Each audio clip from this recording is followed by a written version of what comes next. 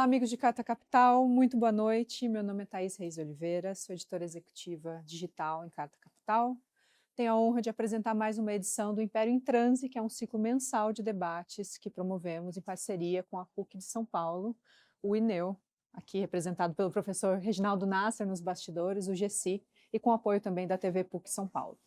Essa segunda edição do evento trata de um assunto também bastante candente quando falamos em domínio norte-americano e que tem provocado muitas dúvidas na cabeça de cada vez mais pessoas, que é a inteligência artificial, o poderio das big techs e como isso se relaciona com os conflitos internacionais que a gente tem visto recentemente e o que esperar do futuro das guerras e das disputas entre os países.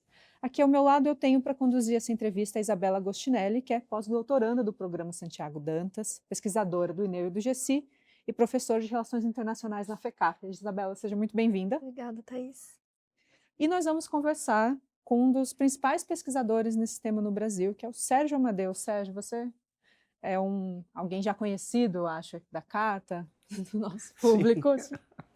Acho que sim, é sempre um prazer conversar com você. Vou recorrer aqui à minha ficha para não errar o teu currículo.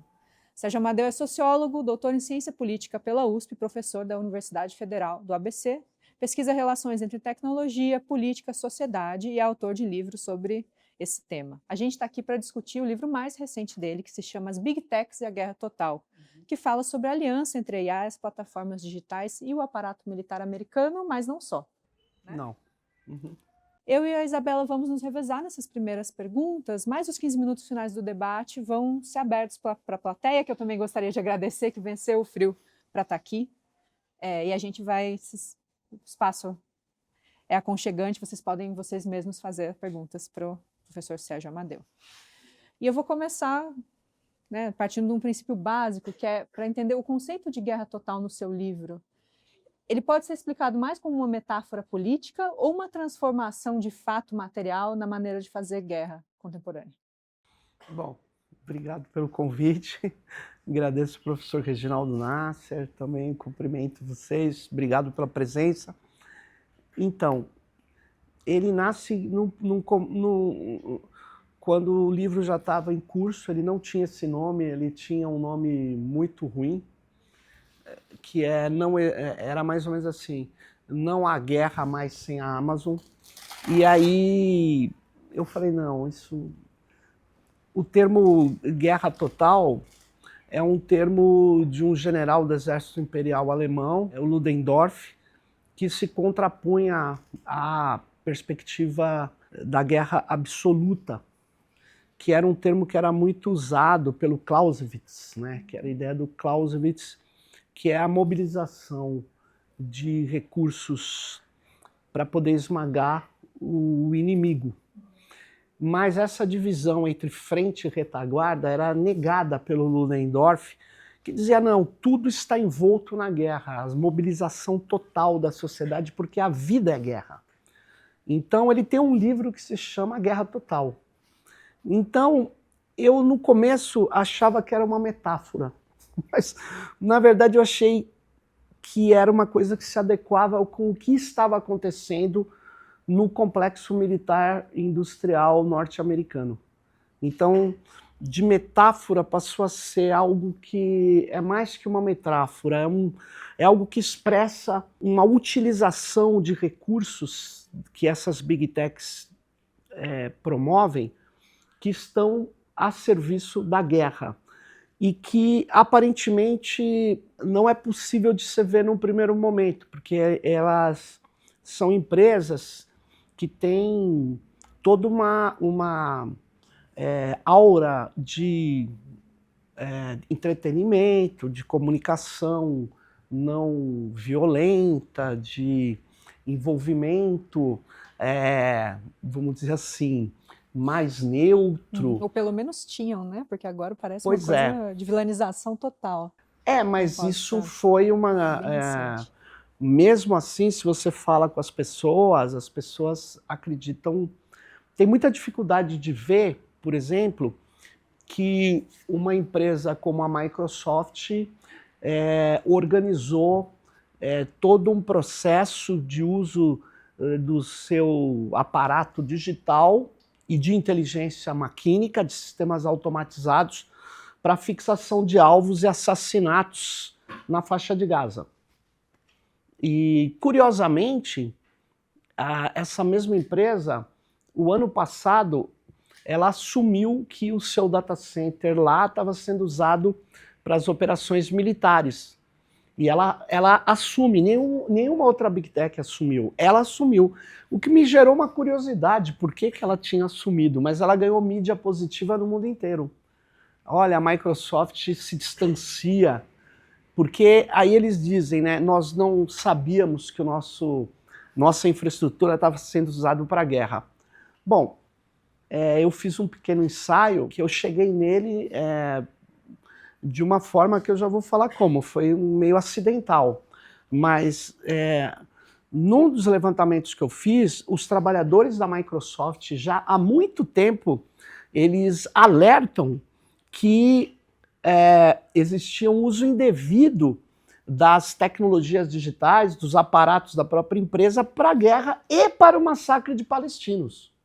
Eles anunciaram, eles participam no movimento, um movimento muito perseguido, principalmente agora nos Estados Unidos, que se chama No Tech for Apartheid, que é nenhuma tecnologia para o regime do apartheid, que é uma qualificação feita pela África do Sul.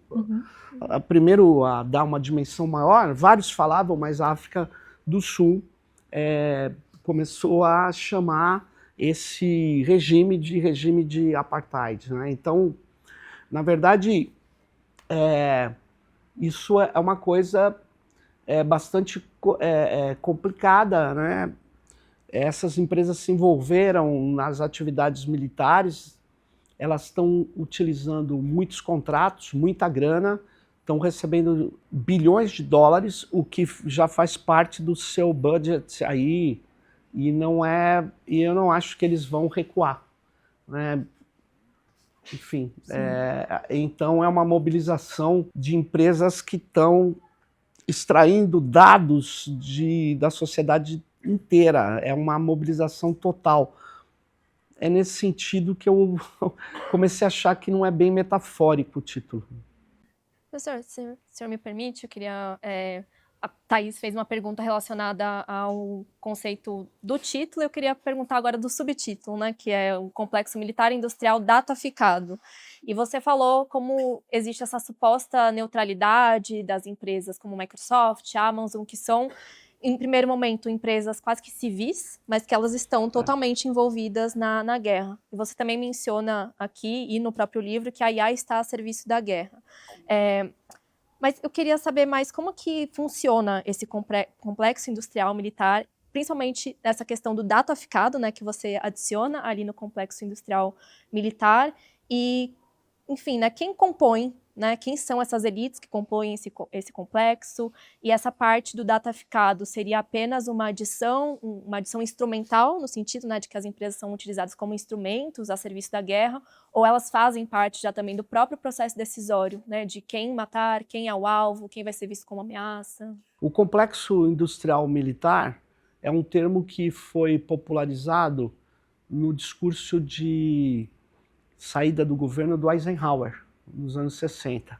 E depois ele foi assumido por vários pesquisadores como algo que fazia sentido, né? O complexo militar industrial é o que o próprio Eisenhower definiu. Quando você olhar os Estados Unidos, você vai ver que tem uma fusão entre forças armadas numerosas e uma indústria capaz de se converter rapidamente em aparatos bélicos que farão qualquer país do mundo a se sentir completamente desincentivado a atacar os Estados Unidos. Então, o complexo militar industrial é uma organização de poder desde o princípio, onde as indústrias estão a serviço desse poder estatal militar norte-americano. E ele mesmo, nesse discurso, fala, mas isso pode dar alguns problemas para a democracia. Ele não especifica quais são, mas ele reconhece que essa fusão é uma fusão extremamente problemática. Bom, isso vai ser tratado por vários pesquisadores, mas o ponto é o seguinte, uma grande empresa do século XX, desse complexo militar industrial, é a Lockheed Martin. Ela fabrica aparatos bélicos, aviões, armas, certamente com apoio de militares norte-americanos, com apoio de engenharia militar e não militar, sem dúvida. Só que é o seguinte, quando eles terminam de constituir um aparato, um dispositivo bélico, eles entregam para as Forças Armadas, entregam para o Pentágono. Por quê? Porque, em geral, são aparatos físicos, né? Eles podem até levar alguém para treinar, mas depois está resolvido o problema. Quando vem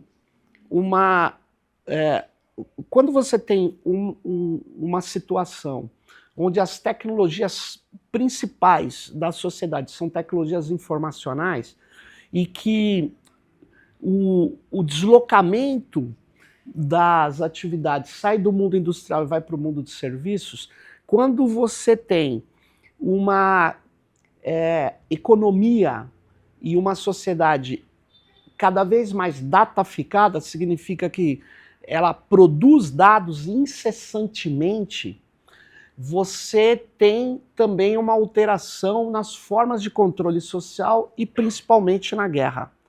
Então, isso não é suficiente para explicar o que aconteceu no complexo militar industrial, porque além da sociedade estar cada vez mais produzindo, gerando dados e dependendo de dados, e a economia também, você tem uma doutrina em paralelo, que é um segundo fator, que é a doutrina neoliberal, que manda que o Estado seja máximo no atendimento às empresas. Ele tem que incorporar as empresas, servir as empresas, né? E reduzir custos com tudo que não for empresas. Então, não é correto desenvolver nada dentro do Estado, você tem que contratar as empresas. Então você junta essa doutrina neoliberal com essa mudança real nas tecnologias, na sociedade, na economia, você tem um terceiro fator, que você, com o avanço de tecnologias digitais, você tem uma integração no cenário da guerra entre satélites, drones, dispositivos informacionais no chão, serviço de inteligência e o próprio vestimento do soldado. Então você tem que integrar tudo isso, e isso não é algo simples. Você deslocar uma tropa num terreno aberto hoje, na guerra contemporânea, em 1 quilômetro, eu aniquilo a sua tropa se você não tiver como fazer esse deslocamento. Porque eu estou observando com 1000 aparatos todos os deslocamentos militares que estão acontecendo no terreno do conflito. Essa situação faz que o complexo militar seja baseado em dados. Ele não é baseado simplesmente em bombas. Ele é baseado hoje na capacidade de tratamento de dados.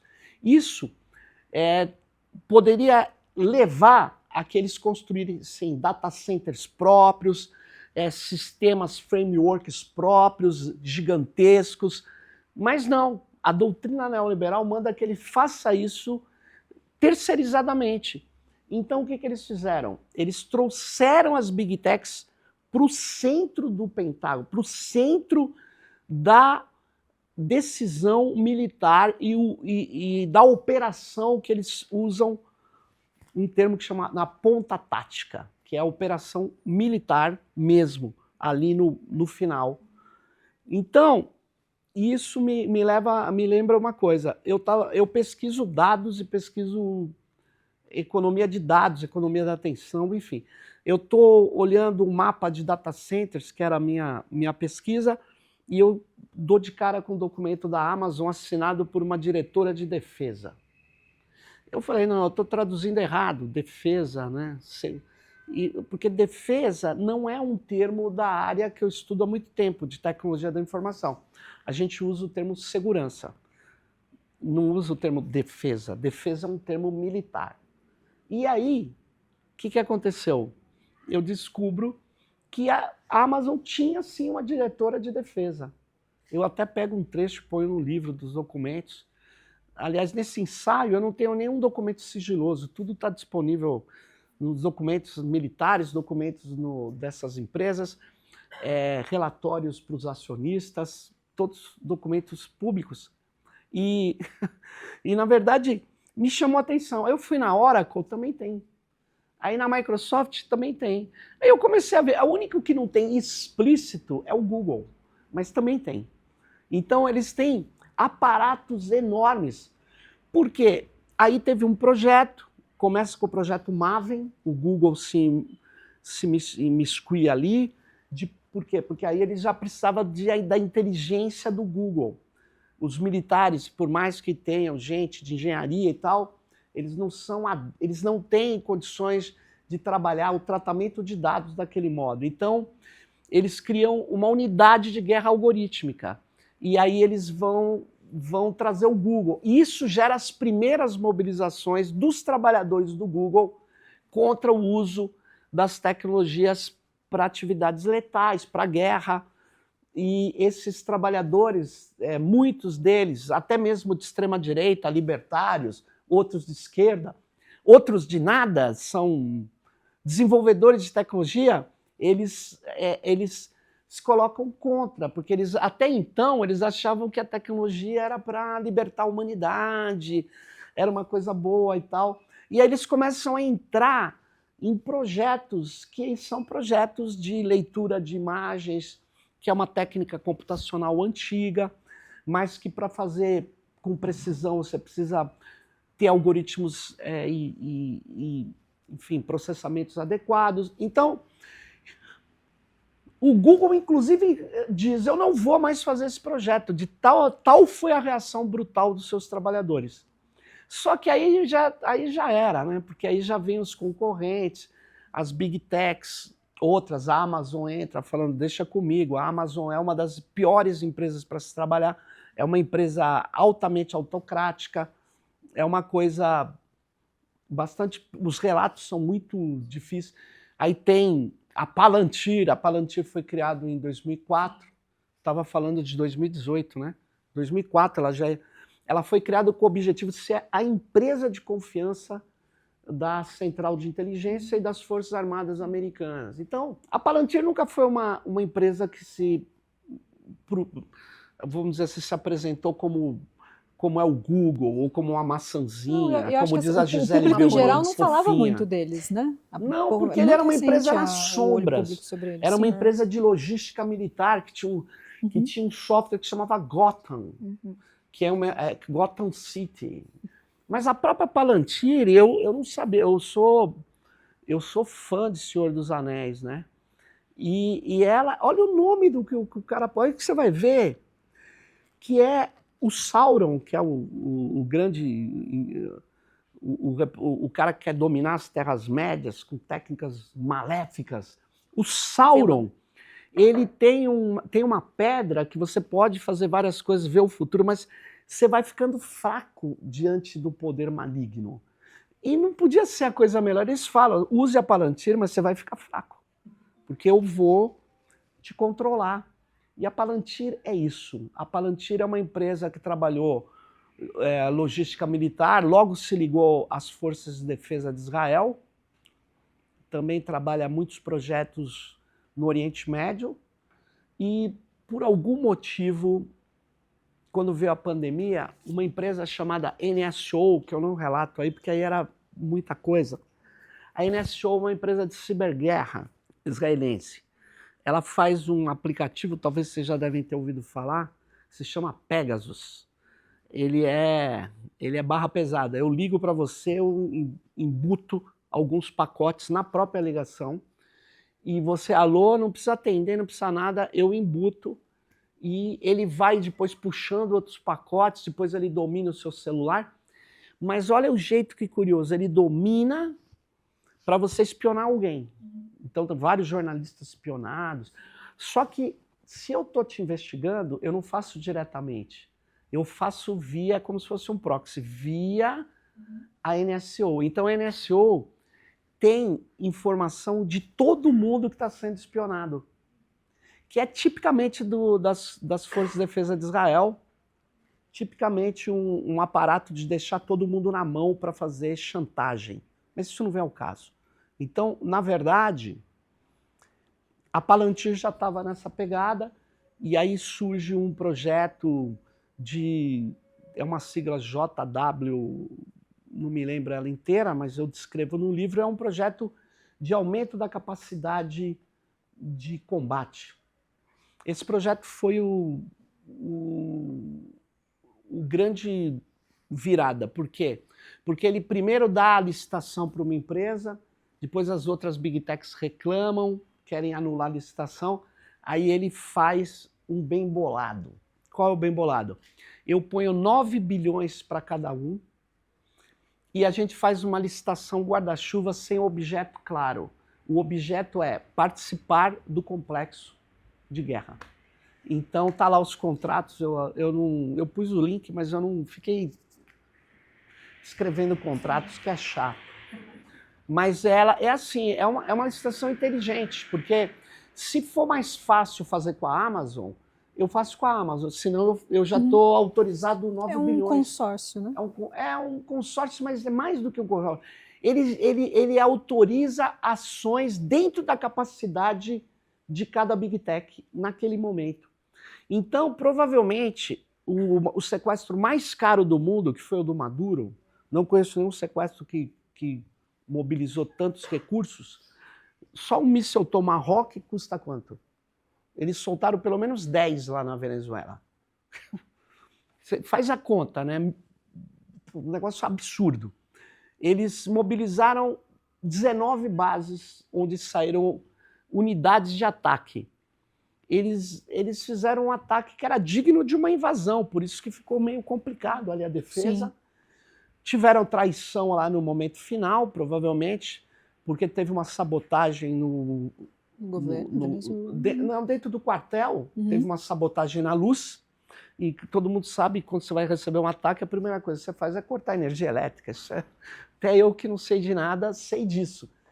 E eles não tinham armas não eletrônicas, provavelmente, porque eu vejo um helicóptero, eu sei que, não acreditem, mas os militares brasileiros vão falar que só se atira se tiver orientação do chefe, toda a comunicação estava borrada, então eles não conseguiriam atirar.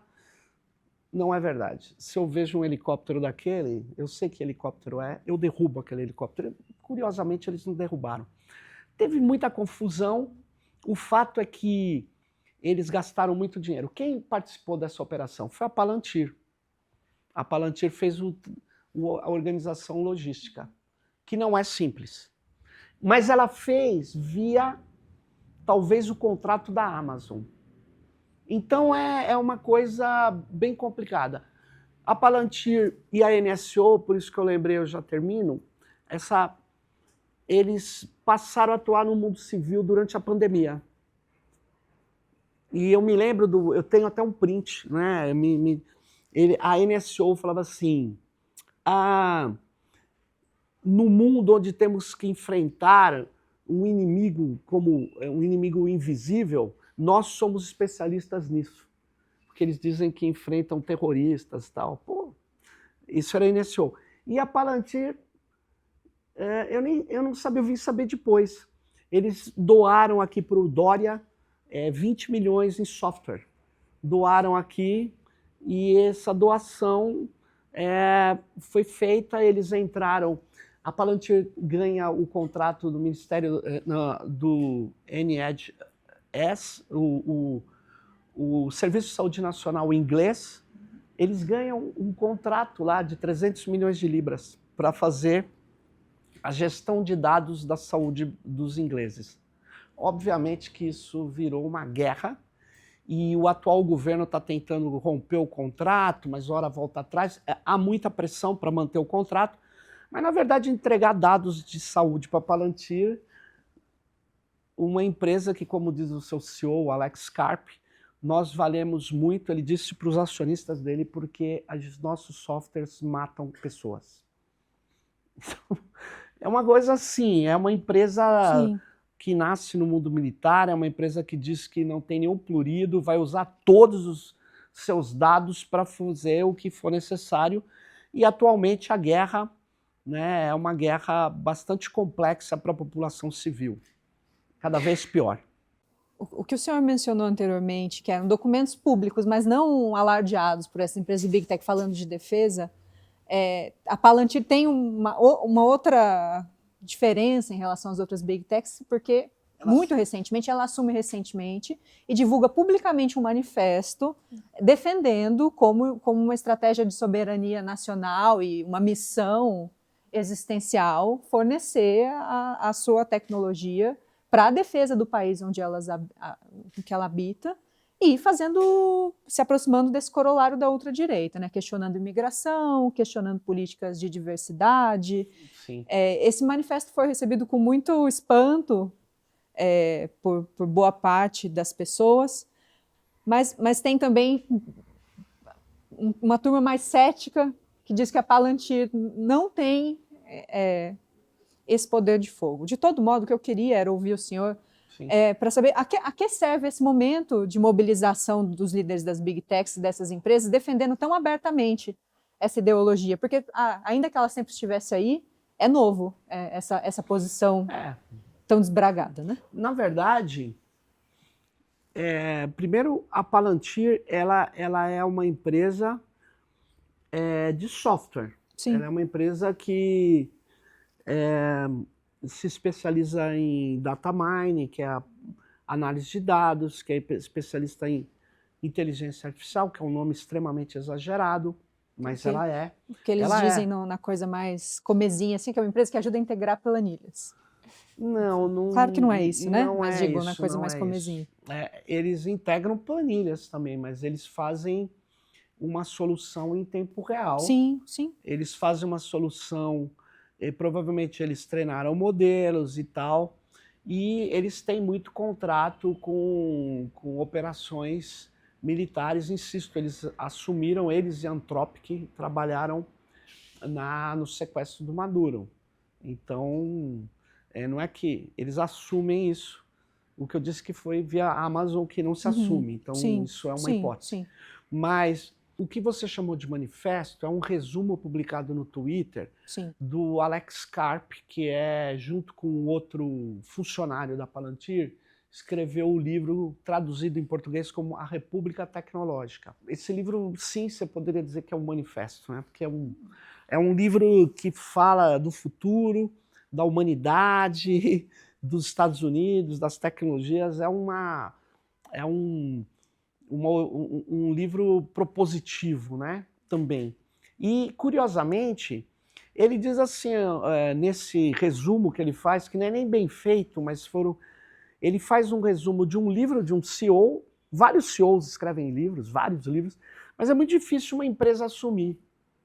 Só que a própria empresa assume. E assume coisas do tipo assim, a IA vai ser usada para a guerra, ponto final, e nós vamos usá-la para os Estados Unidos. Se um soldado precisar de um rifle, as indústrias fornecerão o rifle, nós forneceremos o software. O software vai ser usado de modo letal e acabou. E essa diversidade, enquanto vocês ficam discutindo o uso ético, alguém vai fazer isso contra nós, então eu vou fazer isso contra eles. Então são pensamentos simples, onde eles assumem que o primeiro item do resumo é que nenhum país viabilizou tanto progresso para eles, para a tecnologia, como os Estados Unidos. Então nós somos devedores. O Vale do Silício tem que trabalhar para o esforço geopolítico militar norte-americano. É basicamente isso. E eles estão falando, a Amazon não fala isso, mas faz. O Google não fala isso, mas faz. O Google, a bem da verdade, não o Google, né, mas o CEO do Google anterior, ele até numa confusão gerou um livro, não sei se vocês já ouviram falar, quando o Google encontrou o Wikileaks. O Julian Assange escreveu um livro dizendo que o CEO foi lá visitá-lo quando ele ainda estava com tornozeleira e distorce num livro que ele faz, esse CEO, propondo coisas para o Departamento de Estado americano. Entre elas, que quem deveria fazer parte do Conselho Estratégico dos Estados Unidos era o Google e as Big Techs. Isso é antigo. Então, o Julian Assange, ele escreve uma resposta, porque ele tinha gravado a conversa dizendo não foi nada disso que eu falei, mas aí ele fala assim, pô, eu fui atrás do Google, porque todo mundo achava o Google legal. Quem é o Google? Aí ele faz o livro Quando o Google Encontrou o Wikileaks. Cara, não fica pedra sobre pedra, porque ele mostra que o Google tem relações muito estranhas com todo esse aparato, mas estava meio distante, não era. Quando vem o projeto Maven, aí a coisa desanda, porque ele entra na análise de imagens de drones para fixação de alvos em tempo real. Aí o negócio ficou feio, né? Porque aí enfim, eu acho que essas Big Techs, elas, no momento onde o Trump assume o que assumiu no segundo mandato, ele já mostrou a que veio, né? Eu sei que é meio assim, lugar comum já, mas eu nunca tinha visto, pelo menos eu fui atrás disso, não era comum. A posse não era daquele jeito que o Trump fez. Então ele faz uma posse onde ele traz o poder econômico do lado dele e ele se coloca como um CEO dos Estados Unidos. Isso é a tese do Nick Land. É a tese da extrema-direita, que está materializada num livro de The Dark Enlightenment, que é o Iluminismo Dark, que é uma tese que você tem que governar um país como um CEO, governa uma empresa. Não é um monarca, é um CEO. Nem o CEO João Dória, né? Um CEO tecnocrata. CEO tecnocrata, exato. E que tem lá o cara que veio ao Brasil recentemente, um blogueiro, mas que se coloca como filósofo, Curtis Yarvin.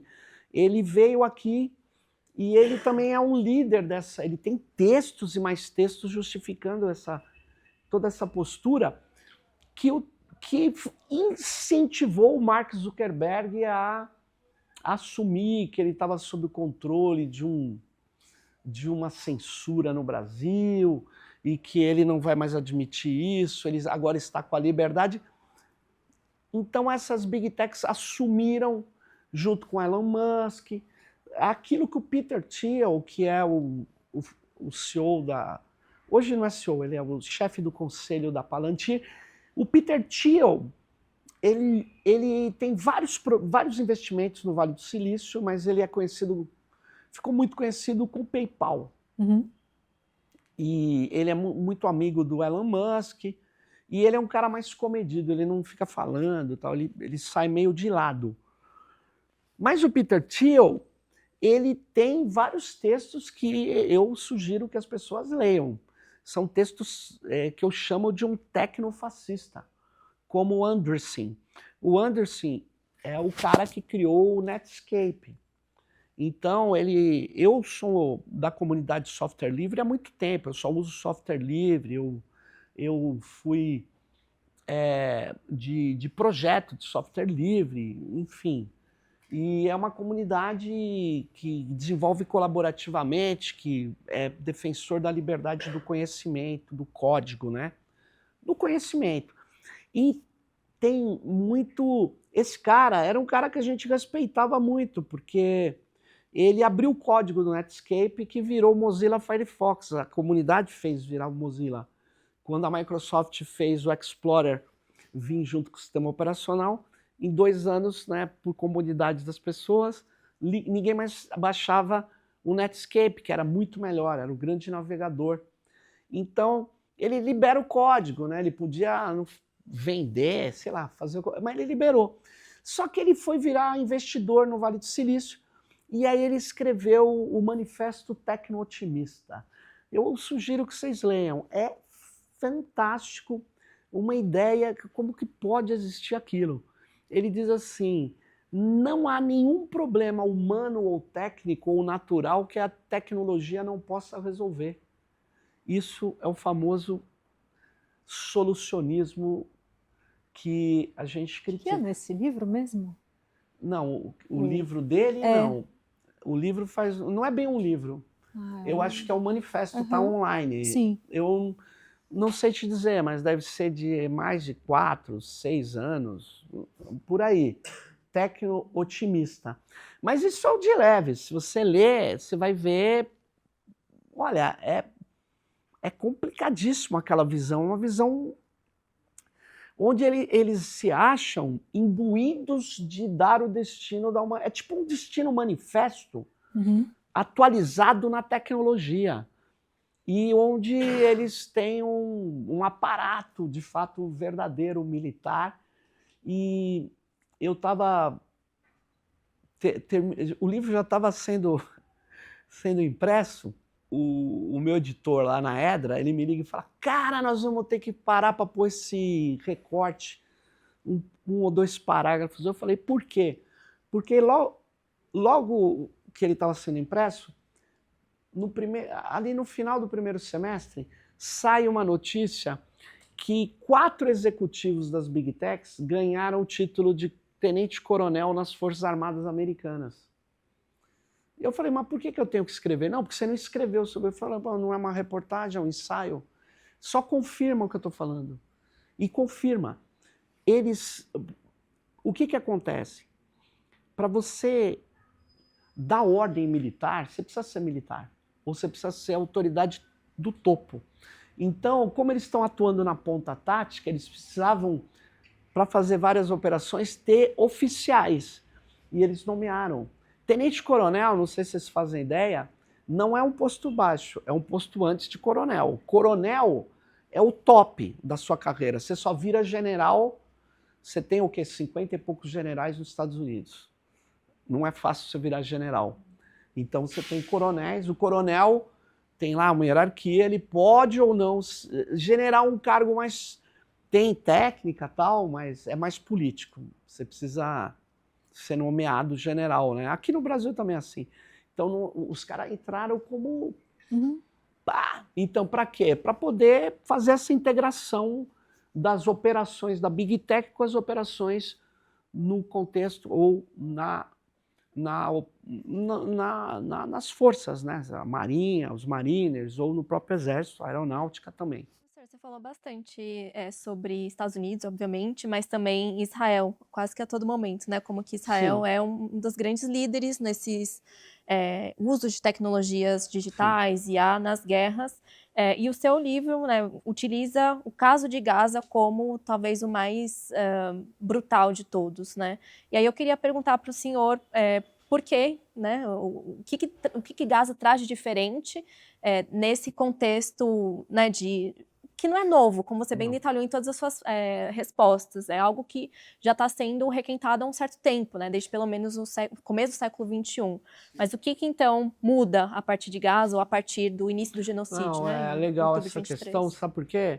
Não, primeiro porque eu falei que tem uma mudança no complexo militar. Ele não é só industrial, ele é baseado em dados, por isso que o termo dataficado.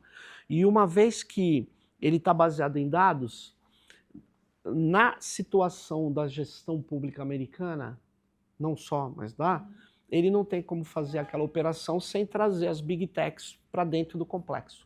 Então isso é uma mudança. É uma mudança. Eles estão sentados lá dentro, estão fazendo operações na ponta tática. Israel faz isso já há muito tempo.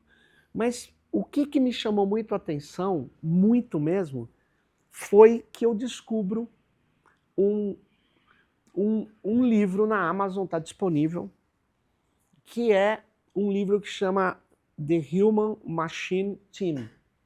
É um livro escrito com um pseudônimo, a equipe humano-máquina, vou traduzir assim. O pseudônimo é YS. Eu vim saber depois que o The Guardian diz que esse YS é o pseudônimo do chefe da unidade 8200 das Forças de Defesa de Israel. A unidade 8200 é uma unidade de guerra cibernética e é também uma unidade de guerra cognitiva. A guerra cognitiva é um nome pichuchura novo para desinformação. Por isso que quando alguém fala para mim, a guerra híbrida, eu falo, mas toda guerra sempre foi híbrida. A guerra tem, desde o Clausewitz, ele fala da névoa da guerra. Guerra tem desinformação, eu tenho que dar baixa moral no inimigo. Essa é a ideia. Sim. Né? Então, o que acontece? Mas esse cara, da unidade 8.200, não sei se é verdade, mas o The Guardian costuma ser muito rigoroso nas informações. Mas, voltando, esse cara escreve um livro bem antes da guerra de Israel com os palestinos agora, mas a última, né, daí da invasão da faixa de Gaza. Esse cara escreveu uns 3, 4 anos antes, ele escreve esse livro. E esse livro, vou ser bem nítido, ele fala, é preciso assumir o conceito de Deep War, que ele tira de Deep Learning, que é a IA realmente existente. A IA realmente existente, na verdade, não reproduz inteligência humana, reproduz o trabalho humano, mas... E agora, ela populariza por causa dos modelos de linguagem, então... esses modelos de linguagem reproduzem algumas funções cognitivas básicas, resumir, encontrar palavras, fazer coisas muito rápidas, mas de inteligente, eu costumo dizer, inteligente é o meu cachorro. Na verdade, aquilo é um sistema automatizado e que a toda semana sai uma matéria que eu acho um papel da imprensa assim, lamentável. Não sei se vocês leram, que tem agentes de IA que criaram uma religião, que afastaram os humanos. Passa uma semana e isso some, porque isso não é verdade. O que tinha era um experimento de um professor que tinha uma rede de agentes de IA. Agentes de IA precisam ser programados. Eu só programo ele para falar com outro agente. Se eu não programar, ele não fala. Ele não fala. Ele não entra no seu celular e domina o mundo. Então, voltando, esse cara usa o termo aprendizado profundo para falar que a guerra tem que ser o seguinte, antes de começar qualquer confronto, você tem que ter o mapa dos seus potenciais adversários. E ter desses potenciais adversários pelo menos 80 mil alvos. Você fala, como? 80 mil o quê? Alvos. E ele inclusive fala, alvo, como o Facebook tem um alvo, de público-alvo Tipo para receber publicidade. Uhum. Eu não, eu passo um aprendizado de máquina. O que o aprendizado de máquina faz? O que essa inteligência artificial realmente existente faz? Classificações, extração de padrões. Uhum. Só. Sim. Ah, predição, sim. Estatística e probabilidade aplicada a uma massa de dados gigantesca. Aí o que eles fizeram? Ele defende que você pegue um conjunto de dados, mas de redes sociais inclusive, e defina quem são os seus possíveis inimigos naquele país. Então, provavelmente, eles passaram, o programa se chamou Lavander. Eles passaram nas redes sociais o padrão do cara que era oficial do Hamas, simpatizante do Hamas, que não era do Hamas. Aí ele fez o quê? Ele fez um rastreamento de todo mundo que tinha perfil em rede social. E cruzou com outras informações, então ele diz nesse livro, antes de ter essa guerra, ele inclusive usa como exemplo o Hezbollah. Ele falava o tempo todo do Hezbollah. Né? Então, o que ele está defendendo? Não mais uma guerra, ele está defendendo assassinatos.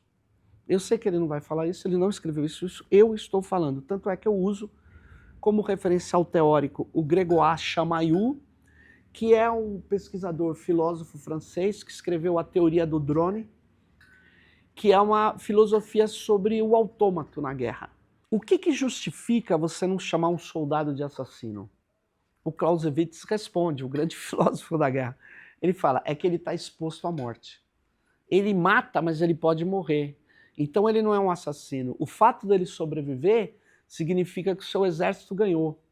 Então ele não é um assassino, ele é um sobrevivente, ele estava exposto à guerra. Agora pensa bem, você está na tua casa, com a sua família, vem um míssil pela janela e faz assim, pum. Não é área de guerra, não é área de combate, não é área de confronto, é assassinato. Então isso não é mais a ética do guerreiro. O Grégoire Chamayou fala, isso é a ética do caçador, da caçada. Então, e aquele que é caçado é o humano. Então já não é mais nem ética. Então, eu digo a vocês que isso me chamou muito atenção mesmo, e isso foi aplicado pela unidade 8.200 na faixa de Gaza.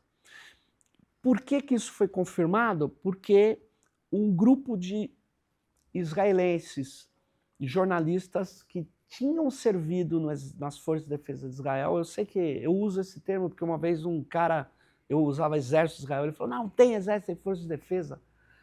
Eu falei, que cansaço. Mas tudo bem, eu passei a usar a Força de Defesa de Israel e eles usaram 2 programas consolidando o que está no livro do cara, que é a fixação de alvos antes da guerra, que é o programa Lavander e é o programa Where is Dad? Dad, papai, né? Onde está papai? Está em casa. Então eu meto um drone ou um míssil na casa dele.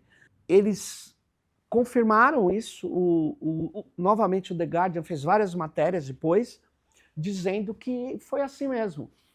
E óbvio, eles seguram as fontes, né? Porque se o cara relata que ele confirma isso com um soldado ou com um oficial, isso me parece que não pode, né? Principalmente em época de guerra. Mas o jornalismo tem essa vantagem, que é a ideia de preservar a fonte, né? Sim. E é correto. Nas democracias, a Inglaterra, por enquanto, mais ou menos, eu falo por enquanto porque eu não sei, a coisa está muito confusa no mundo hoje. Então eu queria só confirmar. Israel faz aquilo que o Attili Bembe disse há muito tempo atrás, num ensaio também muito curtinho, que se chamava Necropolítica. Ele diz assim, o experimento necropolítico do pós-guerra chama-se faixa de Gaza. Faixa de Gaza. E eu digo que essa guerra foi a primeira guerra da teoria da fixação de alvos. Foi uma guerra de assassinato e extermínio. Teve combates? Bom, teve combates, mas foi uma guerra principalmente de ataques e extermínio. E eu quero dizer uma coisa, eles não conseguiram fazer isso muito no Irã, mas tentaram. Eles tentaram, eles apostaram em outra coisa, mas eles fizeram, o que eles fizeram no ataque ao Irã foi assassinato. Eles não avisaram que tinham guerra e atacaram áreas de governo civil que não estão na ponta tática, não estão na área de combate. Então, na minha opinião, isso já vem de antes do Obama. Eu sei que muita gente fala, não, o Obama não é um cara legal. Não sei se ele é um cara legal. O Obama era um presidente americano que mais fez autorizações de assassinatos por drone, talvez porque não existisse antes muitos drones, né? Mas é isso. Então, Israel inaugura a guerra da fixação de alvos obtidos por redes sociais e cruzamento com outros tipos de dados. É interessante que os alvos são todos todos os palestinos, né? Não tem... Os alvos são palestinos, no caso... Não, se seja simpatizante do Hamas ou não, que é isso também, né? Como determinar o que é um simpatizante do Hamas? Não, eu te digo e eu vou mudar de exemplo agora para você ver que não é a coisa complicada. Tem um cara, ele estudava em Cambridge e ele se chama Michael Kosinski.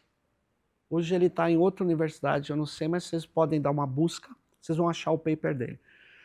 Ele trabalha a teoria do Big Five. Eu não sei se ela é correta ou não correta, não é a minha área. A minha área é outra, eu sou da área de estudos sociais da técnica. Então, ele diz que as pessoas têm 5 traços principais de personalidade. Um deles é predominante. E aí o que ele fez? Ele prometeu, vocês são, quem está nos ouvindo, pode ser muito jovem, mas antes o Facebook permitia você fazer joguinho, fazer um monte de coisa. Fazer consulta, tinha várias... E ele fez uma consulta, ele diz, olha, se você preencher essa consulta, eu te digo qual o teu traço principal de personalidade. Cara, ele achava que ia ter 1000 respostas, teve mais de 1 milhão. E aí ele chamou um cientista da computação, eles pegaram, fizeram um bot, um algoritmo de seguir esses caras na rede. ele seguiu, pediu autorização para seguir para alguns, e ele, com base nos cliques que o cara dava durante um período de tempo, ele coletando esses dados, ele sabe que um cara neurótico se comporta de tal jeito na rede. Aí ele extrai o padrão, lembra que eu estou te falando? Isso é tudo extração. Ele extrai o padrão de cliques e aí ele tem um modelo. Aí ele serve para qualquer neurótico. Ele precisa só descobrir se o cara é neurótico. Aí ele inverte, ele fala, com os cliques eu sei quem é neurótico. Aí ele começa a tirar o padrão. Com os cliques eu sei quem é liberal, quem é conservador. Com os cliques eu sei quem é comunista, quem não é. Essa é a mesma técnica. Você extrai padrões do comportamento das pessoas. Então, o que provavelmente Israel fez? Tinha absoluta e total certeza que o fulano, o beltrano e o ciclano eram do Hamas, do nível de dirigente. Outros eram nível intermediário, outros nível de base. E outro é simpatizante. Ele perseguiu esses caras e coletou dados de como é a clicagem deles. Aí ele cria um modelo com base nisso. Dito de outra forma, vocês vão entender, eu posso pegar as pinturas de vários pintores, extrair padrões de todos e taguear. Isso é Van Gogh, isso é Renoir, isso é de Cavalcante, isso é Portinari. Entenderam? Então, o bicho vai extrair padrões das pinturas. Aí eu peço para ele assim, agora pega essa foto aqui e use o padrão Renoir. Ele vai pintar aquela foto bem ou mal, depende do treinamento, ele vai pintar. Nossa, que inteligente! Não tem inteligência nenhuma. Tem extração de padrões e tem organização. O que eles fizeram, agora vai para a guerra. O que eles fizeram?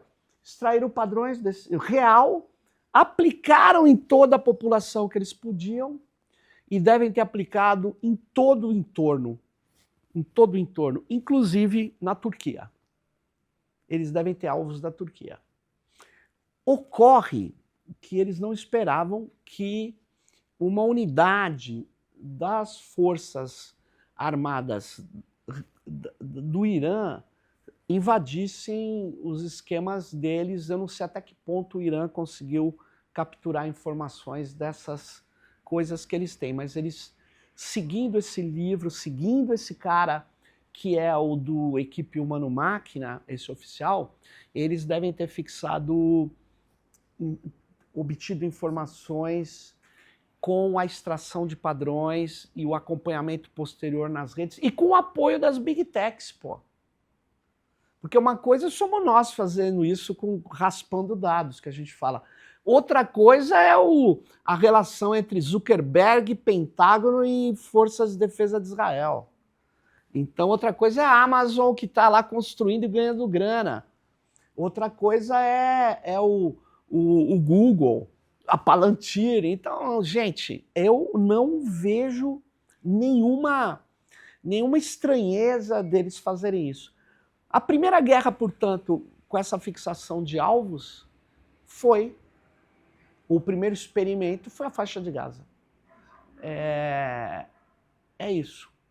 Guerra de drones foi a primeira? Não, não foi. Não foi a primeira. Foi o confronto do Azerbaijão com a Armênia em 2008. E é curioso, eu dava aula num curso de RI da Federal do ABC, mas isso já era 2012. O Irã já devia estar construindo os drones dele. Eu dava uma das aulas era a teoria do drone. E tinha outros professores que falavam, mas que teoria do drone é essa? Você vai ensinar os caras a fazer drone? Eu falei, não, é uma discussão de filosofia. Engraçado, mas sei lá. É engraçado, piada de nerd, né? Não sei. Professor, eu tenho uma última questão antes da gente abrir para as perguntas do pessoal que nos acompanha, que é a relação sobre... te ouvir um pouco mais sobre a IA nessa história, que ainda que não seja inteligência, tem aí divergências conceituais entre ser inteligência ou não, ela consegue mimetizar a tomada de decisão. Não só a riqueza de dados, o estabelecimento de padrões, mas a terceirização de uma tomada de decisão. E outra é que essas empresas detentoras das grandes LLMs inauguram uma nova frente de poder e de estabelecimento de relação com os estados nacionais. Eu tenho lido alguns pesquisadores que preveem um movimento de nacionalização das LLMs nos próximos anos. E, ao mesmo tempo, os ventos políticos podem mudar, né? Falando dos Estados Unidos, hoje esse complexo está publicamente associado ao Trump ideologicamente, mas os ventos políticos podem mudar. Para onde caminha a relação dessas empresas com os estados nacionais e para estados do sul global, como o Brasil? Existe algum tipo de saída para garantir soberania digital, um grau de soberania digital no uso da inteligência artificial e dessas LLMs? É uma pergunta bem difícil, mas um país como o Brasil é diferente de outros países que não têm a nossa infraestrutura universitária, não tem centro de pesquisa, não tem o mesmo número de engenheiros que o Irã, que é quase o mesmo número de engenheiros que a Alemanha. Nós temos um país privilegiado nesse aspecto da capacidade de fazer coisas. A gente tem uma empresa que é a terceira empresa de aviação do mundo. Nós temos um absoluto e total vanguarda na exploração de petróleo em águas profundas. Não é coisa para qualquer um. Nós temos um país, portanto, que tem uma situação um pouco privilegiada. Nós temos uma coisa que não se fala, mas eu faço questão de falar. A gente teve, na época dos militares, começou-se o uso de mainframes, computadores de grande porte. E o Brasil criou empresas públicas de dados.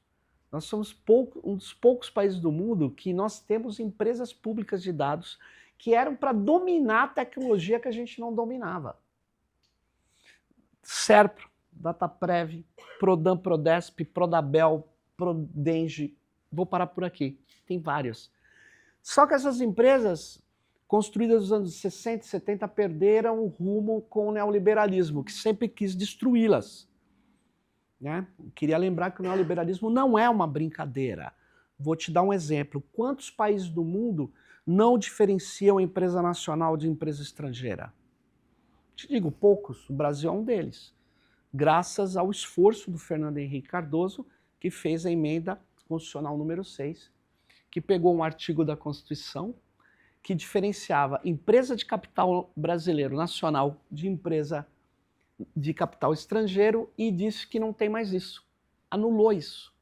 Então, você fala, mas isso aí quer dizer o quê? Quer dizer que se eu fizer, como eu tentei fazer, uma política de tecnologia que discrimine só para a empresa nacional, o Tribunal de Contas vem, você está discriminando. E não pode. Eu não posso discriminar. Eu não posso discriminar. Eu não tenho como discriminar.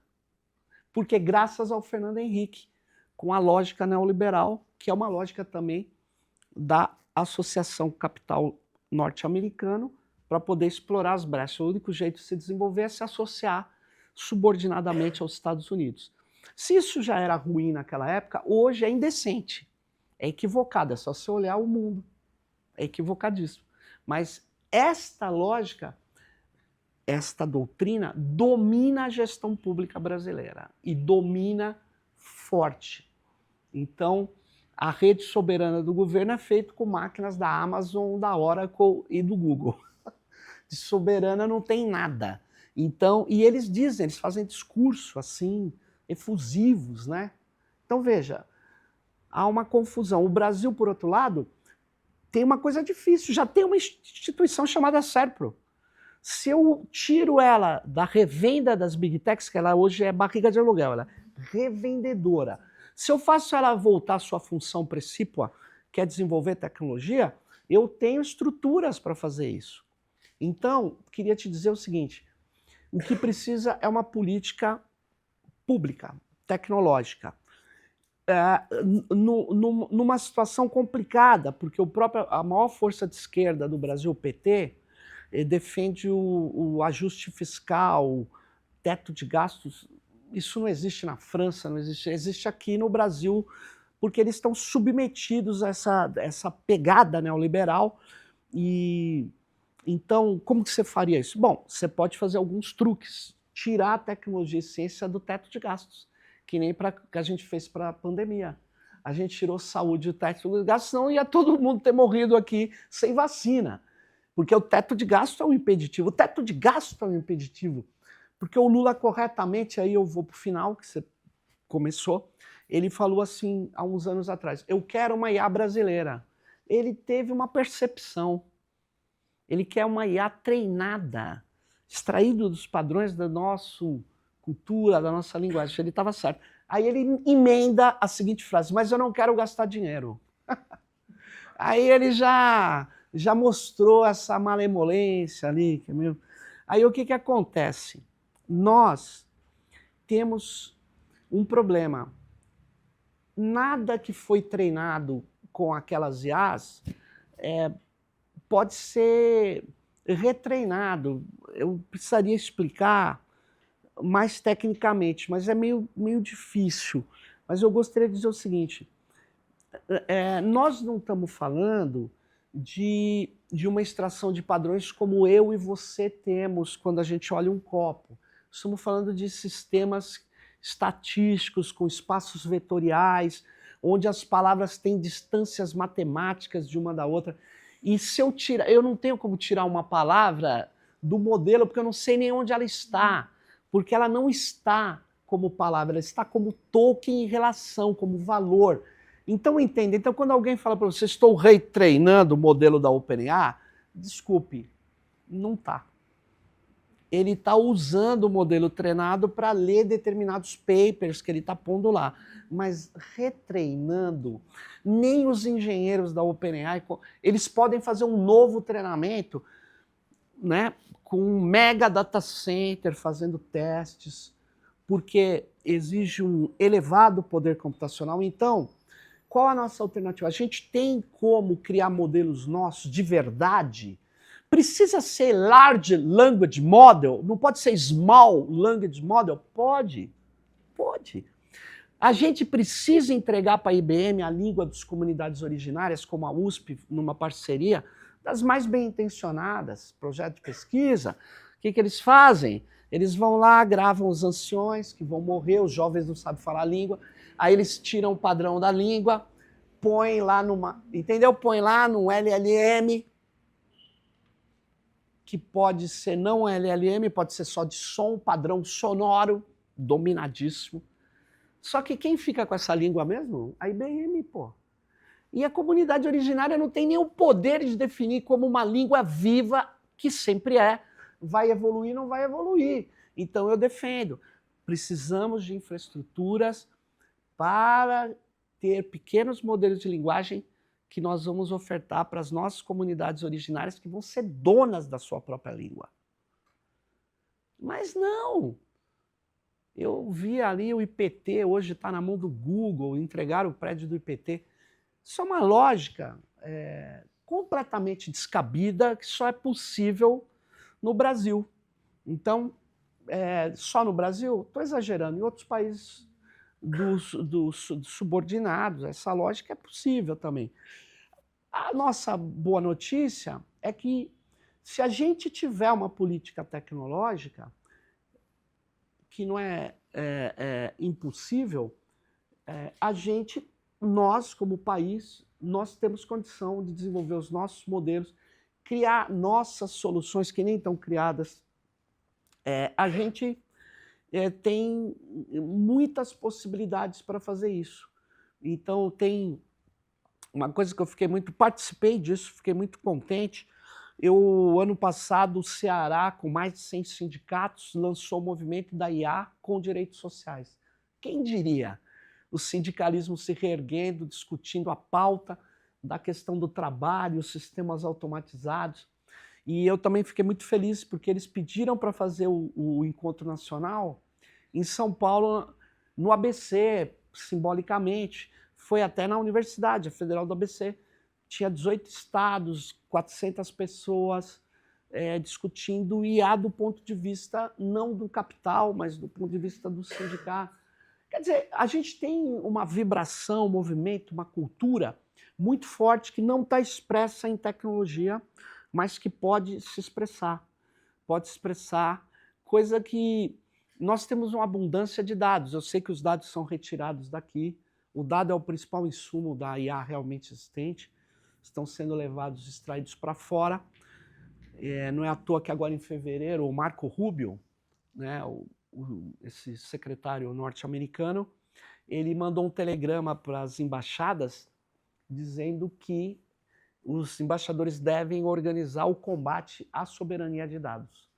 Por quê? Porque eles querem continuar tragando dados do mundo inteiro para que eles possam criar valor, né, e continuar essa direção que eles têm. Mas eu acho que a gente tem condição de... Tá tendo uma ebulição, entendeu? Teve encontro de soberania digital em vários lugares, a palavra está rodando. E uma coisa que eu chamo muito atenção, pô, quando as Big Techs lançam um produto que chama nuvem soberana, é porque nós estamos ganhando. A gente está avançando e eles estão... Claro, o debate não é o que é soberania com ciência política, não, é com o departamento de marketing agora. Sim. A gente vai ter que debater. Tem um ganho de disputa de imaginário, Tem uma né? disputa de imaginário. É um termo em disputa, mas isso mostra a força que está tendo, né? E eu não sei se eu te respondi, mas eu acredito que a gente tem muita possibilidade por causa do país que nós temos, né? Nós somos diferentes de outros lugares que talvez não tivesse essa facilidade. E a gente tem um recurso de fazer parcerias com a Indonésia, com China. A Indonésia proíbe retirar de dados estratégicos do seu país. Os Estados Unidos falou que eles iam quebrar. Em 2012 eles proibiram. Os Estados Unidos falou que eles iam... Já era. E a Indonésia é uma das potências. O Vietnã, vocês vão ouvir falar, o Vietnã está bombando, tá indo para uma linha também de se desenvolver. Eu acho que a gente está quase lá. Qual é o nosso grande adversário? A extrema-direita mundial. Porque a extrema-direita mundial e brasileira, elas são unha e carne, e se a extrema-direita retoma o governo, o poder executivo no Brasil, aí é muito difícil você falar em soberania, né? Os caras são a favor de uma vassalagem e a classe dominante. O capitalismo está numa situação muito complicada, batendo pino em ponto morto. A classe dominante fala, o PCC entrou na Faria Lima. Não é verdade, a Faria Lima que chamou o PCC. A classe dominante brasileira está numa situação dramática. É só você ver como é que alguém aceita um cara como o Vorcaro, né? Aí você começa a ver, olha, eu quero dizer que o grande impedimento é que se a gente for derrotado pela extrema-direita. Porque aí é o tecnofascismo, é o fascismo e a sua face tecnológica, que é o que domina no Vale do Silício hoje. Isso. Obrigada. Obrigada, professor. Quem tiver perguntas pode fazer diretamente. Tem alguém com microfone? Boa noite, Sérgio, Thaís, Isa, todos que estão aqui. Prazer recebê-lo. É um papo super único, né? Acho que as ciências humanas, ciências sociais em geral, precisam mais disso, né? Nós precisamos mais disso. E creio que você é uma das pessoas que deu, vamos dizer, deu um avanço nisso, né? Que vai estimular outros a seguir esse caminho. Eu vou provocar um pouco aqui uma questão. Ouvindo você falar, né, desse sistema integrado do complexo industrial militar e de como que as Big Techs entraram nisso, a sensação, a gente vai ouvindo aqui, que estamos, eu ia falar um palavrão, mas não vou fazer, estamos enrolados, né? Porque, não, o poder realmente eu citaria o caso do Hezbollah, a entrada que eles tiveram no sistema de comunicação e acabou. Quer dizer, e também do Irã, o ano passado, sim, infiltração, e esse ano que teve o revés. Tudo bem isso daí. Mas veja, se a gente também olhar com mais atenção, eles estão lá ainda no sul do Líbano. Claro. Não conseguem ocupar. Apesar do genocídio, o Hamas está lá. Sem dúvida. Né? Outro dia eu vi, o Hezbollah está desenvolvendo um drone, está usando um drone com fibra ótica e que está desmantelando o sistema de Israel. Você mesmo citou o Irã, Israel e Estados Unidos, com força total contra o Irã conseguiu segurar. Então, me parece que eles não seguem muita lógica neoliberal em termos de eficiência. Eu acho que, se fosse por isso, tinha que dispensá-los. Porque, ou seja, qual seja a hipótese? Que não é para isso. Quer dizer, é gerar um sistema que vai se alimentando, sugando a economia, você vai retirando as áreas de saúde, previdência, etc., jogando para a defesa, e não tem. Quer dizer, eu estou lembrando que isso não é muito novo, porque a época eu estudei bastante a questão do terrorismo, eu lembro dos dados. Entre 2001 a 2021, 20 anos de guerra contra o terror, né, os Estados Unidos gastou 8 trilhões de dólares e o número de pessoas assassinadas pelo terrorismo aumentou e o número de organizações terroristas aumentaram. Ou seja, não era para isso. Não é para isso. Então, ou seja, a questão da guerra, acho que propriamente, não estou julgando, ela acho que trouxe, pelo contrário, quer dizer, todo esse investimento trouxe muitos problemas que eles não conseguem avançar. Porque também na questão da guerra, quando você tem muita simetria, isso é uma lógica histórica. Você reverte para questões mais rudimentares para tentar enfrentar. Enfim, o que eu queria saber um pouco de você é o outro lado, né? Você falou por alto do Irã, mas assim, o que essas resistências, né, em termos de guerra, que o conhecimento você tem, estão entrando nesse campo? Não, legal. Eu respondo já? Sim. Acho que já, uma por vez. Legal. Obrigado aí, Nasser, pela pergunta. De fato, é que eu não disse em nenhum momento e nem no livro que isso vai gerar um sucesso por parte dos Estados Unidos, né? Eu concordo plenamente com você que eles são uma organização em função da expansão do poder americano, né, e do capital americano. Isso é o principal, né? E sem dúvida, né, reforçando o que você falou, o próprio Trump agora falou: pô, vocês querem que eu ponha dinheiro na saúde? Eu estou em guerra. Porque é isso, ele quer colocar dinheiro, né, retirar tudo que for possível do que resta de direitos sociais ali e aplicar em empresas. É basicamente isso. A ideia deles é essa. Em outros textos que eu não abordei, que eu andei falando aqui, eles trabalham basicamente que o próprio Peter Thiel falou: a liberdade não convive mais com a democracia. Ele falou isso em 2009. Falou: por que não convive? Porque eu não posso exercer todo o meu poder. Eu não posso, porque tem uns anteparos democráticos. Então, olha que curioso. Liberdade para ele é a possibilidade de aplicar irrestritamente sua força. Pô, isso tem nome, chama violência. Liberdade é sinônimo de violência para eles. Então, claro, eles estão no momento de fazer a América grande de novo, é uma doutrina, e eles estão apostando com isso em revigorar os bilionários, a classe dominante. Não me parece que está dando muito certo. Óbvio. Mas veja bem, por que nós estamos falando do Irã, né? Eu queria só chamar essa atenção. O Irã desenvolveu uma capacidade militar, tecnológica,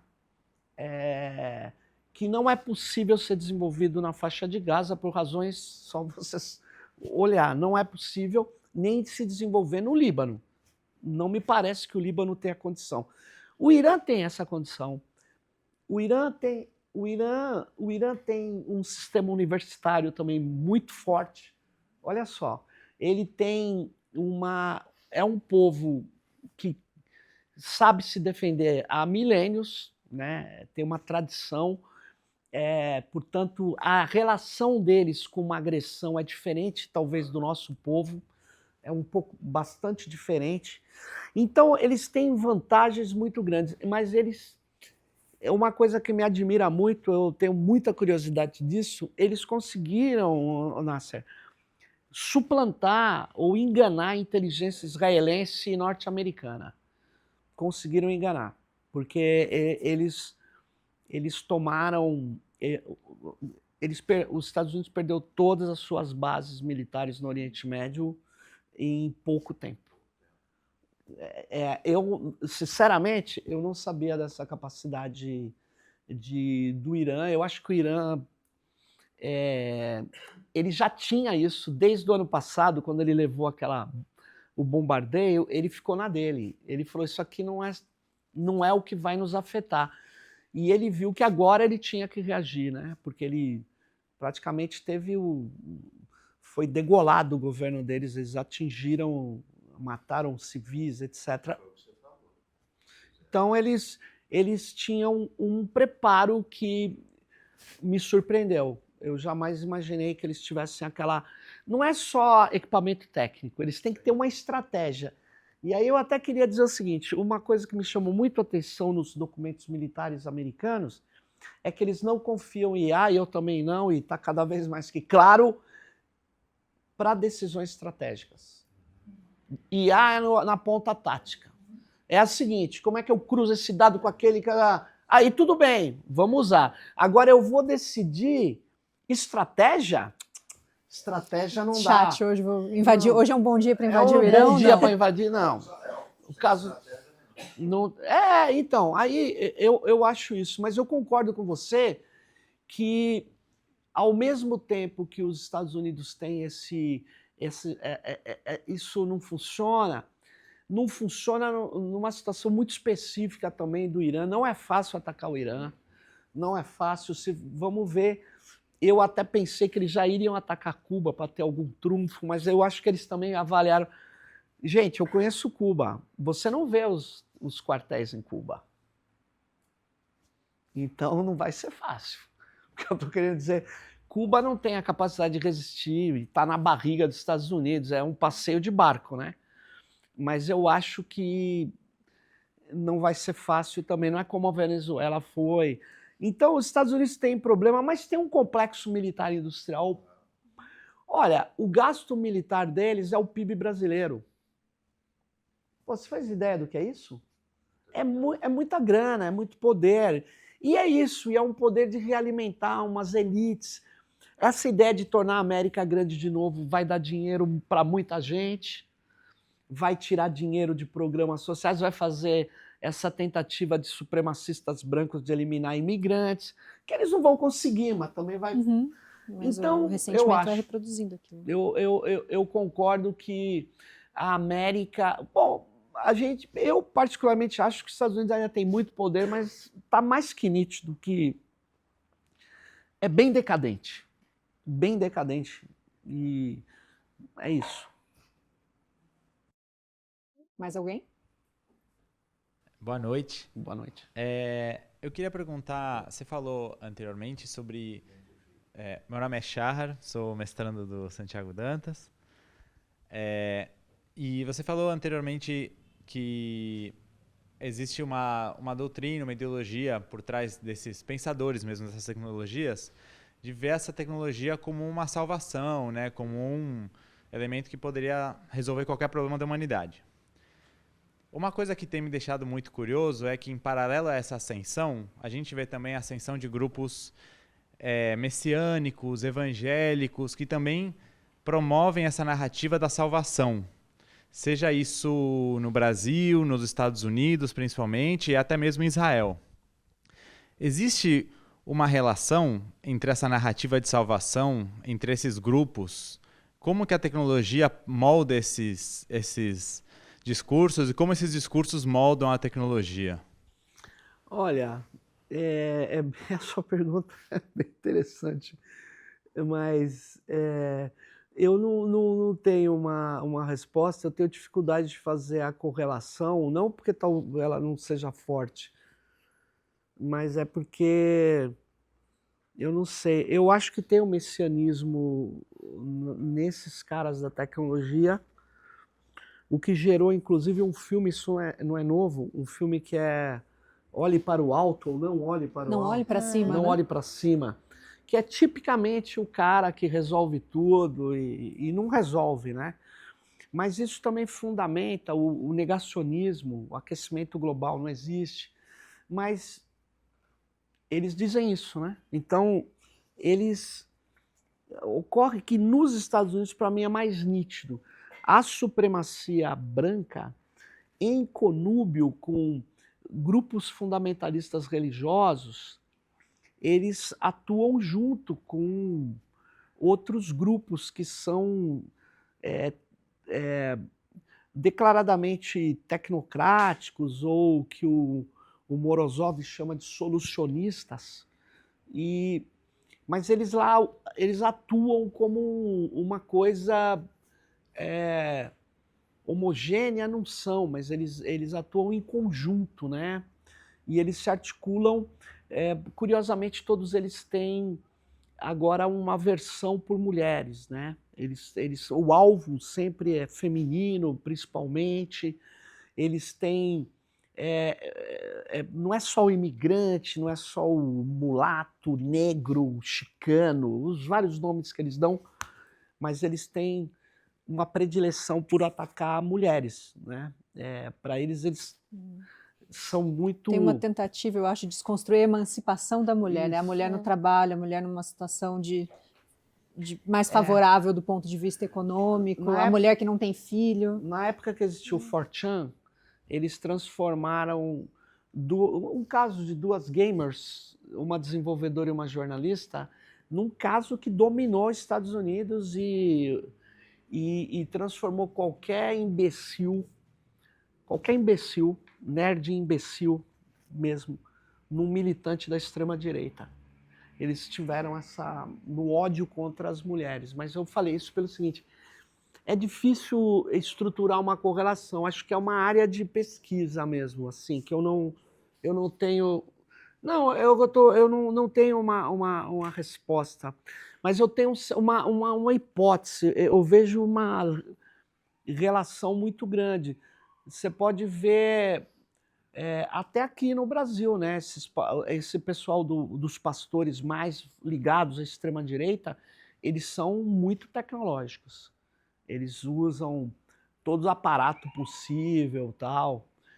Então, tem uma lógica. Agora, aí é o Gramsci, né? Nós não conseguimos superar uma situação que não tem alternativa para ninguém. A alternativa é cada vez mais concentradora de riqueza, poder e você vê a pesquisa do IBGE dos jovens no Brasil, né? Muita gente com sofrimento, no capitalismo não está dando alternativa mais para nada. O que surge, né? Surge os monstros, né? As crenças, todas estapafúrdias. A gente está sem alternativa, porque também não é simples, a gente tentou várias alternativas, mas não sei. Em compensação, só fazer uma parte. A China, eu tive lá ano passado, não existe isso, ela está bombando. Eles têm uma crença na tecnologia, tudo, mas assim. Mas eles dizem, o papel nosso é desenvolver as forças produtivas. E vai incorporando. O cara era pobre, era menos pobre agora, o outro era bem pobre, bem menos pobre agora. Então, eles estão... Você vai numa cidade como Xangai e você não ouve isso, ó, barulho de carro, porque é tudo elétrico. Você não ouve. Você até moto, o cara levando um porco, vindo aquela carroça e... O que é isso? Os caras estão... Então, na verdade, é o mundo que está também fazendo deslocamentos, né? Por isso que eu te falei, eu não tenho a resposta, mas é uma percepção muito interessante. Eu não respondi porque eu não sei responder mesmo. O senhor leu a encíclica do Papa Leão XIV eu ia falar sobre isso, li. Eu li, pulei as partes, sabe, que eu comecei a enjoar, porque eu fui coroinha. Muito longa, né? Eu fui coroinha, eu manjo bastante desse negócio de amém, sabe? E eu não, eu sou ateu, né? Eu não tenho, não que eu queira, não é nenhuma, não me vanglorio disso, é porque religião é revelação, crença. Eu não acredito, já tentei ser budista, não deu certo. Então, porque eu não acredito, eu acho, o que é isso? Mas eu li, eu achei legal, tem muita gente criticando, isso aí foi colagem do GPT, mas que seja, o Papa assinou. E disse alguma coisa sobre uma coisa que está preocupando muita coisas gente. que muita gente boa não está falando. Está falando tudo errado. O ele foi, não tem um erro conceitual ali. Eu posso não concordar com as proposições, mas erro de como ele define sistema automatizado não tem, não. Não tem o paga-pau da ficção científica. Não tem. Não tem. E aí falaram, mas ele convidou a Anthropic. Aí pegou mal. Mas não está escrito Anthropic. Mas pegou mal. O cara da Anthropic, eu tive uns embates aí, porque os caras falaram, olha, a Anthropic não aceitou ir pro Pentágono, lembra? Sim. Não aceitou. Eles não aceitaram. A Globo ajudou nisso, né? Não aceitou porque eles se recusaram a usar IA para armas e eles se recusaram a vigiar as pessoas. Eu fiquei muito irritado porque eu li a carta do Amodei, do Dario Amodei. Ele diz, gozado, eles param de ler num pedaço, eles não leem depois. Ele diz, sou contra o uso de IA na guerra sem a supervisão humana. Ele é a favor de uso de IA na guerra, com supervisão humana. Ele é contra um autônomo. Ele não quer ir apertando o botão do drone. Segundo, ele fala, sou contra a domestic surveillance. Traduza, por favor.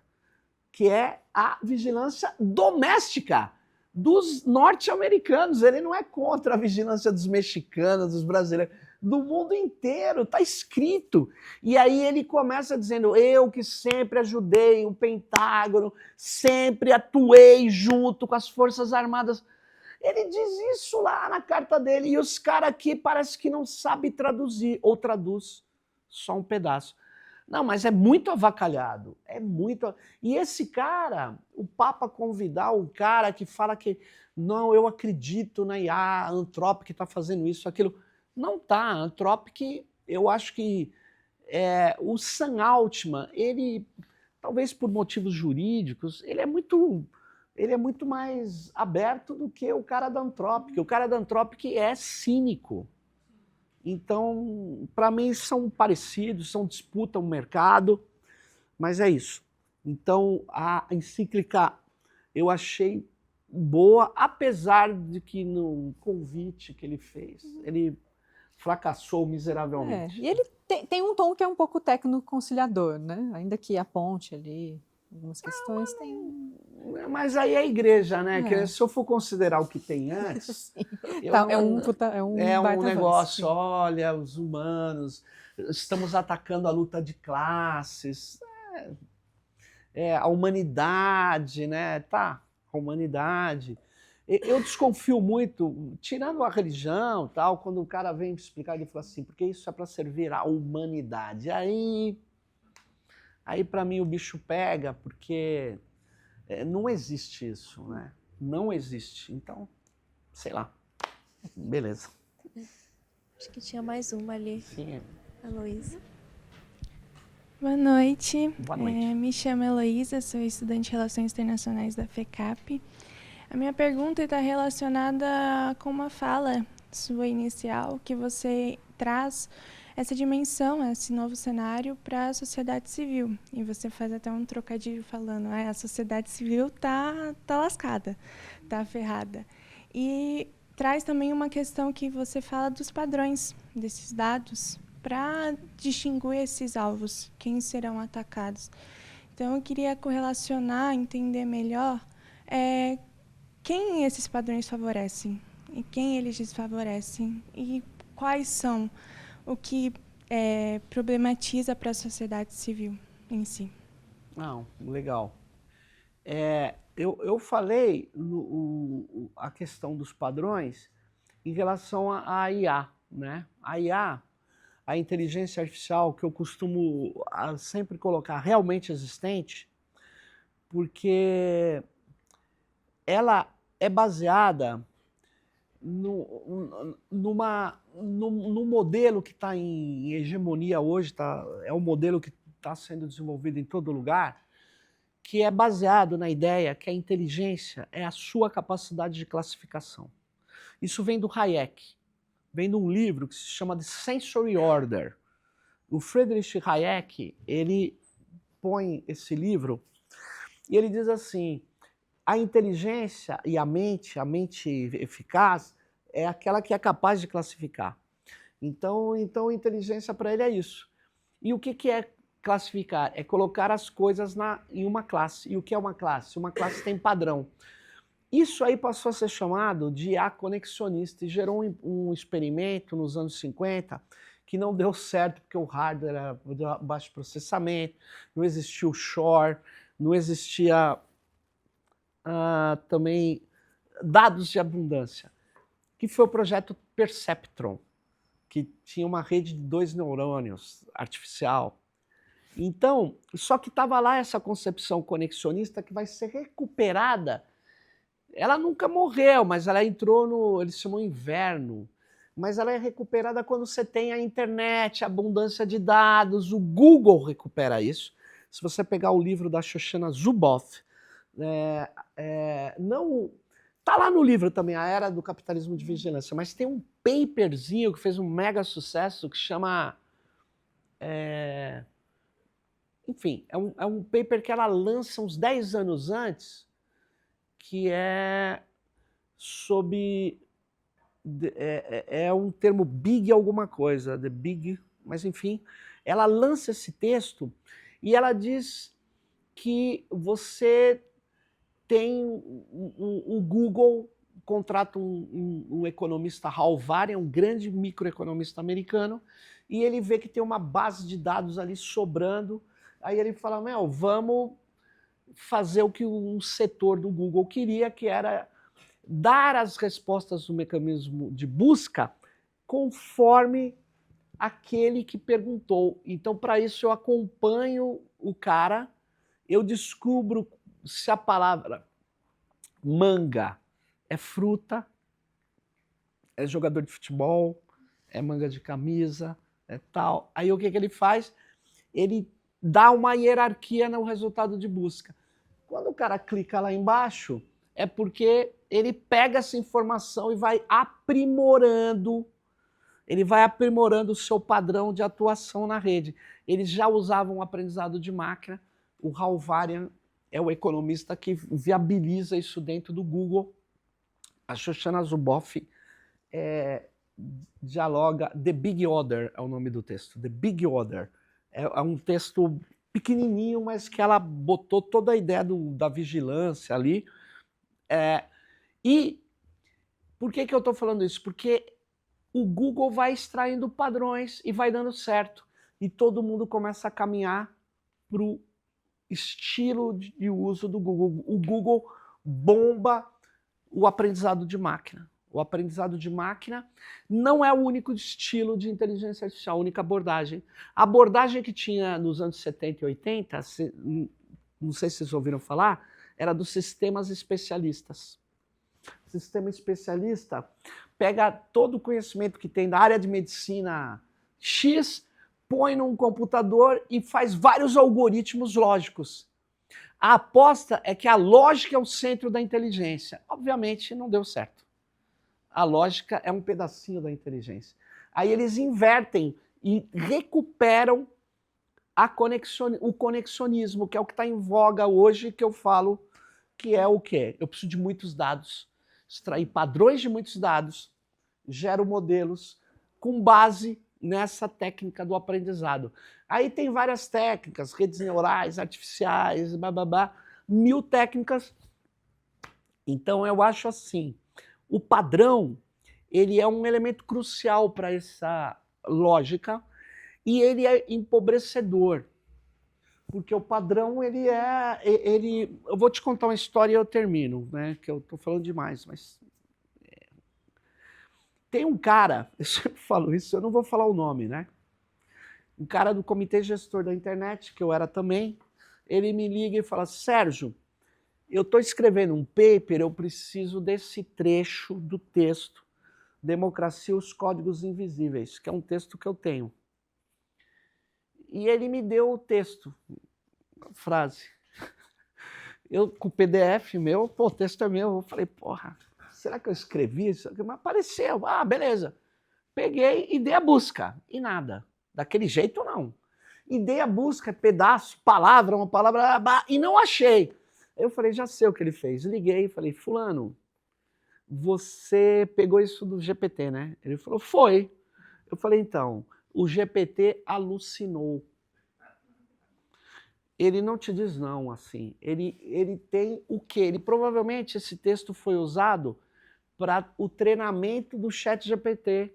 Então ele extraiu o padrão do texto. Ele tem o padrão do Sérgio Amadeu, mas ele não tem mais o texto. O texto é irrelevante, porque o que esses caras têm são padrões. É isso que eu...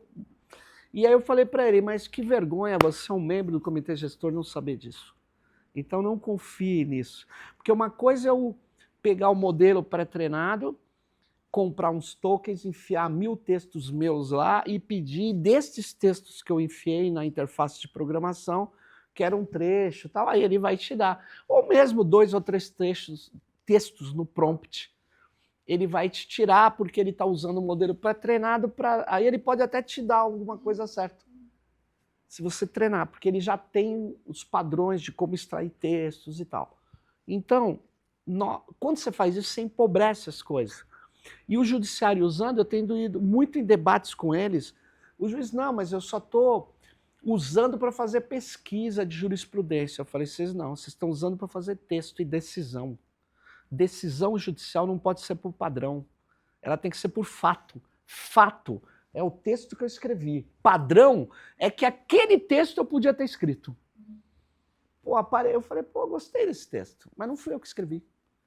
Então, queria falar isso para você. Então, estamos num empobrecimento.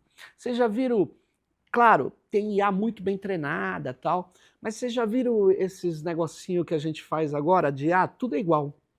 De imagem, tudo começa a ficar feio. Dá um efeito mídia, efeito assim, né? Meio assim. Assim. Então tá tendo, alguém tá, sabe, falando, tá tendo meio um enjoo desse, né? Não é bem um... Por quê? Porque nós estamos nem tudo é padrão, né? Nem tudo é padrão. Mas é isso que está acontecendo. E nem tudo pode ser algoritmizável. A gente esquece disso, né? Quem falou isso? Alan Turing, o cara que inventou a arquitetura do computador. O Alan Turing falou isso. Falou, nem tudo pode ser convertido por algoritmos. Aí já começa a entender porque eu falo que não é inteligente. Vocês conhecem inteligência artificial sem computador? Eu não. Meu celular teu é um computador, é uma máquina de processar. Então, vocês conhecem computador sem software?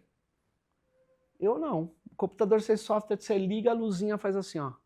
Fica fazendo assim, não faz mais nada. A inteligência seria o software. Software é um arranjo de algoritmos. Algoritmo inteligente, desculpa, não cola. Nem todo algoritmo pode contemplar o que é a realidade, porque a realidade não cabe nos algoritmos. Começa daí que inteligência, então, está muito além disso. Isso é o bom e velho, ou a boa e velha extração de modos de atividades do trabalhador para alimentar o capital. Triste isso, né? Mas é verdade. É verdade, é isso aí. Pessoal, essa edição do Império em Transe, infelizmente, porque eu acho que tem para conversa para mais umas 4 edições, fica por aqui. Obrigado. Queria muito agradecer você, Sérgio, por ter Eu que topado o nosso agradeço convite. Agradecer ao aí. professor Reginaldo Nasser Obrigado. por todo o apoio. A você também pela companhia na mediação.